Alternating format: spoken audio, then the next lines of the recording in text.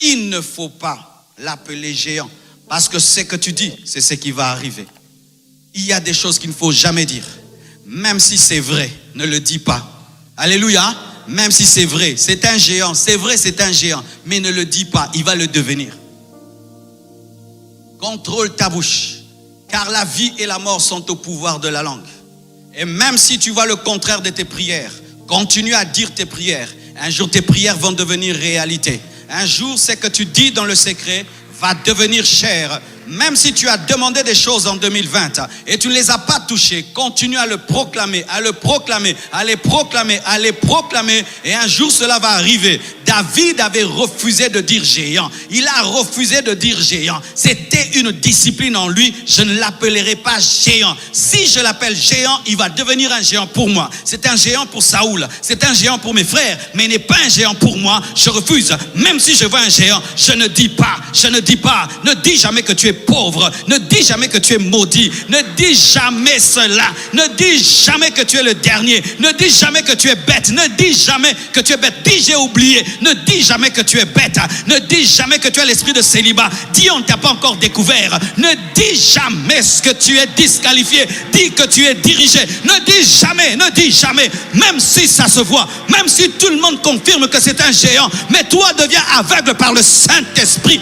Deviens aveugle par le Saint-Esprit parce que la foi t'amène à la folie. Donne-moi l'amen. Donne-moi l'amen. Je ne dirai pas, même si Saoul te dit, c'est un gaillard, c'est un vaillant, depuis sa jeunesse, toi ne le dis pas, ne le dis pas, ne le dis pas. Même si on te donne un diagnostic, on dit tu vas mourir dans 6 mois, ne dis pas que tu vas mourir dans 6 mois, ne le dis pas. Même si le médecin est spécialiste, ne le dis pas. Dieu est au-dessus des pronostics des médecins, Dieu est au-dessus des diagnostics des médecins, il est capable de les confondre. David, alléluia, alléluia, Lazare était pourri, et quand un homme pourri, il ne peut ressusciter. Mais Jésus, rien que par sa parole, a dit Lazare sort, et Lazare est sorti. Le diagnostic des médecins était anéanti et détruit. Ne dis pas ce que les hommes disent, dis ce que Dieu dit, annonce ce que Dieu dit, parle ce que Dieu dit. Si tu le fais pendant cette année, tu vas vivre la puissance de Dieu. Même si tu vois l'échec, ne confesse pas l'échec. Même si tu vois que c'est noir, ne le dis pas. Tu es libre de le dire. La femme sunamite, même si son enfant était mort, n'a pas dit que son enfant était mort. Elle a dit tout va bien. Alors que l'enfant est mort, tout va bien. Oui, je l'ai demandé à Dieu, et même s'il est mort, il n'est pas mort. Et je ne vais pas confesser le contraire de mes prières. Ne confesse jamais le contraire de tes prières. Ne le dis jamais. Ne le dis jamais. Même si on dit que tu es fou, même si on dit que tu mens, je ne mens pas. J'ai choisi de confesser la foi.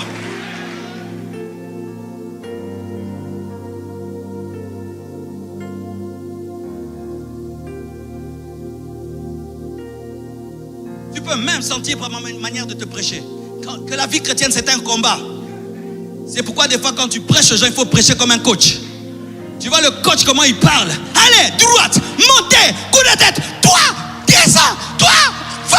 Oui, des fois un prédicateur doit venir comme un coach parce que la vie c'est un combat et te dire vas-y, tu vas réussir, tu vas gagner. Arrête de te plaindre, arrête de pleurer. Tu es un homme, essuie-toi, cours. Donne-moi un amen.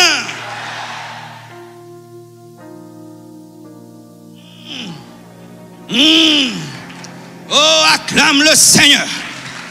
Acclame le Seigneur. Oh. Ah. Et une autre chose, il ne faut jamais te taire lorsque Goliath parle. Il parle, tu parles. La Bible nous dit, lorsque Goliath a dit à David, je vais te tuer et te donner aux oiseaux du ciel. Lui aussi, il a dit, moi aussi, je vais te tuer. Je vais te donner aussi aux oiseaux du ciel. Mais moi, en plus, je vais couper ta tête. Et en plus, je vois déjà l'Éternel te livrer entre nos mains. Sois un bouchard en 2021. Un bouchard. Un bouchard. Goliath parle, toi tu parles une fois, tu parles 2 fois, tu parles 3 fois. Ne te tais pas lorsque la destinée t'insulte. Ne te tais pas lorsqu'on dit que tu es incapable. Ne te tais pas lorsqu'on dit que tu ne vas pas réussir. Parle, parle la parole, parle les prophéties, parle les promesses de Dieu. Parle, toi aussi parle. Les Quinois, ils disent ça bien. Otie, napenache. Otie, napenache le sous-sous. Alléluia. Goliath parle, moi aussi je parle. Le diable parle, moi aussi je parle. La maladie parle, moi aussi je parle. La médiocrité parle, moi aussi je parle. Parle, tu as une bouche, parle. Oh, toi, cette année encore, on va voir. Tu vas finir cette année sans te marier. Tu dis, d'ailleurs, je prépare ton invitation. Je prépare ton invitation. Élisée l'a dit, hein. Il a dit, tu vas voir, mais tu ne vas pas manger. Mes frères, ne vous taisez pas, sinon vous allez être endoctrinés par Goliath. Ne laissez pas la peur entrer dans vos cœurs. Lorsque quelqu'un te parle pour t'effrayer, réponds-lui pour ne pas avoir peur. Parce que si tu ne réponds pas, tu vas avoir peur. Si tu ne réponds pas, tu vas croire. Et pour ne pas croire les choses négatives, tu dois répondre. Le serpent contre le serpent. Le bâton contre le bâton. Il est écrit contre il est écrit. Le diable a parlé, Jésus a parlé. Il est écrit, il est écrit. Il est écrit, il est écrit. Il est écrit, il est écrit. Le ping-pong de il est écrit. Il est écrit, il est aussi écrit. Il est écrit, il est aussi écrit. Parle, parle, apprends à parler.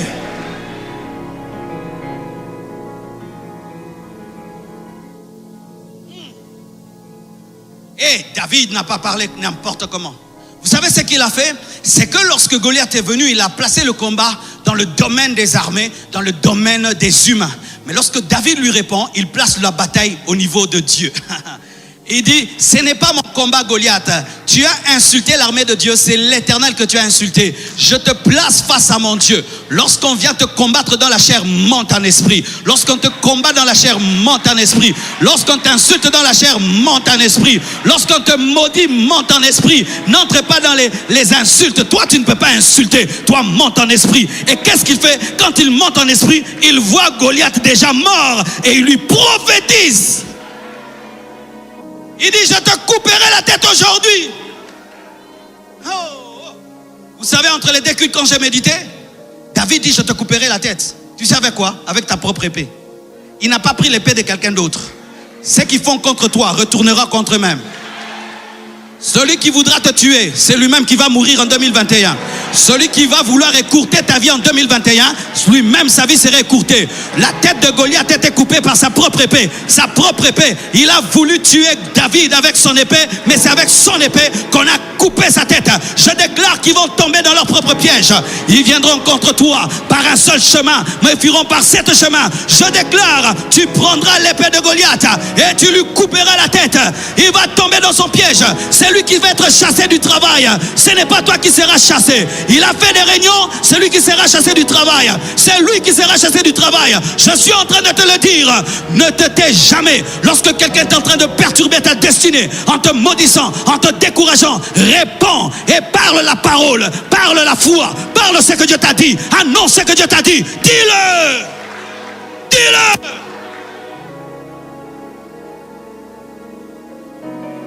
Il dit, toi, tu dis quoi? Tu vas me tuer, moi. Tu vas me tuer, donner ma chair aux oiseaux. Moi, c'est ce que je vais te faire. En plus, moi, je vais couper ta tête. En plus, je vois l'Éternel qui vous livre entre nos mains. Ah, derrière toi, il y a Dagon. Derrière moi, il y a l'Éternel. Derrière toi, il y a Dagon. Derrière moi, il y a l'Éternel. Dagon, c'est une idole. Mais mon Dieu, c'est le créateur du ciel et de la terre. Le Dieu incréé. Et donc, toi, tu es l'émissaire d'une idole, mais moi, je suis l'émissaire du Dieu vivant. Et comme tu as défié mon Dieu, je te dis aujourd'hui, tu verras, je te couperai la tête. Et ce qu'il a dit, il a fait. Vous savez que Goliath est mort par la pierre. David pouvait se contenter de cela. Mais il est allé couper sa tête parce qu'il lui avait promis. Il devait accomplir sa promesse. Parce qu'un enfant de Dieu, quand il promet, il doit accomplir. Il devait accomplir la promesse. Et il coupe sa tête. Frères et sœurs, lorsque quelqu'un te dit, cette année tu échoueras, toi aussi prophétise. Parce qu'il a prophétisé. Il a prophétisé. Toi aussi prophétise. Ton problème, tu t'étais beaucoup, beaucoup. Et je t'assure, lorsque tu t'étais, les flèches entrent. Il y a des gens, si tu n'apprends pas à lui répondre, il va te détruire. Il va prendre l'habitude de venir te décourager. Une sémence et puis une autre. Non, toi tu n'es pas son sac de boxe pour qu'il vienne tester sa méchanceté sur toi. Hey, moi je serai grand. Dis ce que tu veux. Moi j'ai les promesses de Dieu. Et je veux réussir face à toi. Je vais manger face à toi. Il est celui qui dresse une table en face de tes ennemis. Frère, que Dieu te donne l'appétit de manger en face des personnes qui n'ont jamais cru en ta destinée, qui n'ont jamais cru en ton futur, qui n'ont jamais cru en toi. Que Dieu te donne l'appétit de manger face à eux. C'est écrit dans la parole.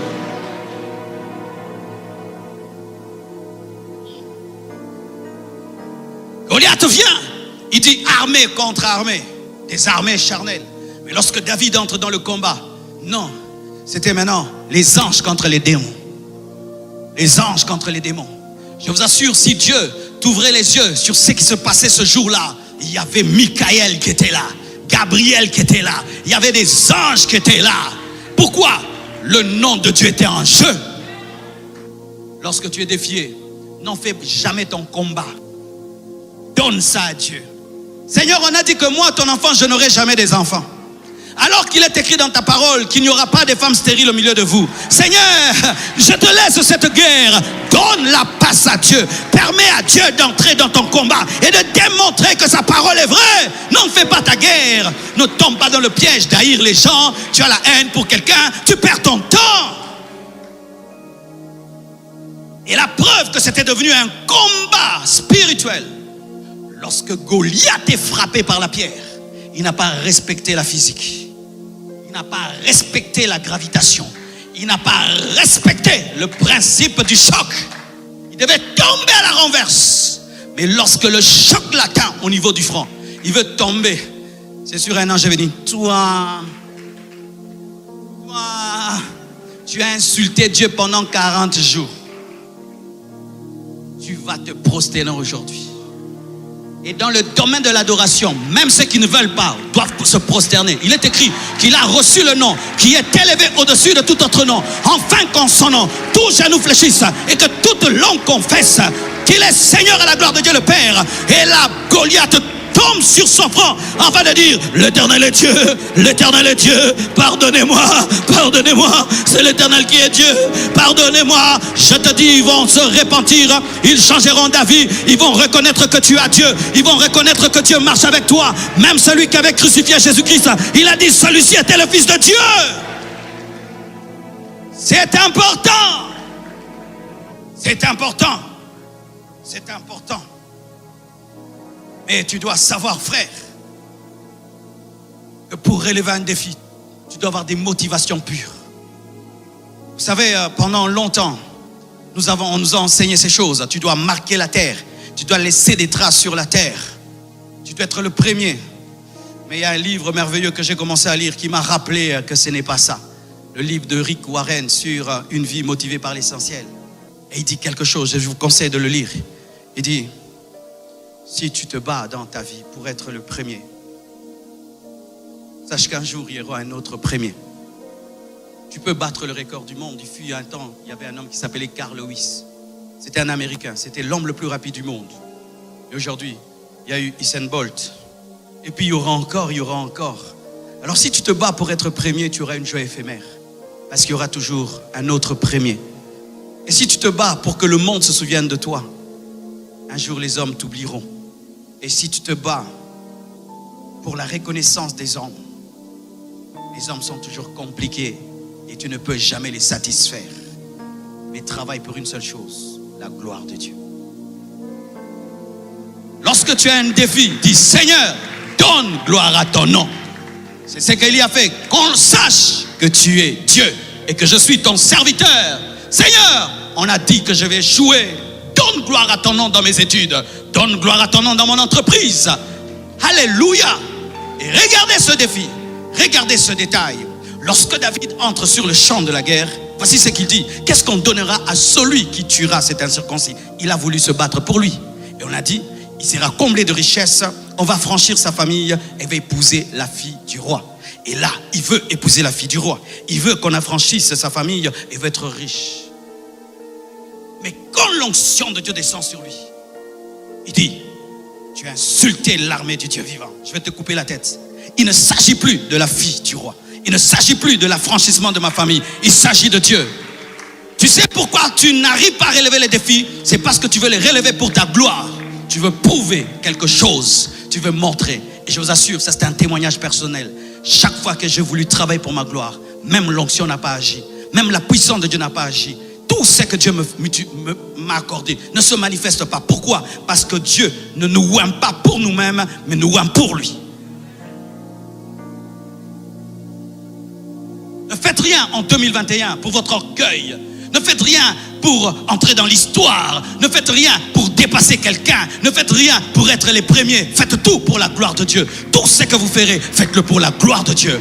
Pour la gloire de Dieu, je vais être un multimillionnaire. Pour la gloire de Dieu, je vais faire marcher les paralytiques. Je vais ouvrir les yeux des aveugles. Je veux construire le temple et le finir. Pour la gloire de Dieu, j'aurai des belles choses. Mais pour la gloire de Dieu, j'aimerais devenir un panneau publicitaire de Dieu.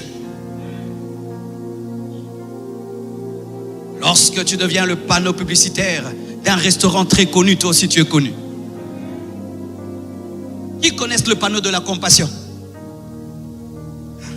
Tu vois, le panneau qui est là est connu. Pourquoi? Parce qu'il fait connaître quelque chose qui est connu.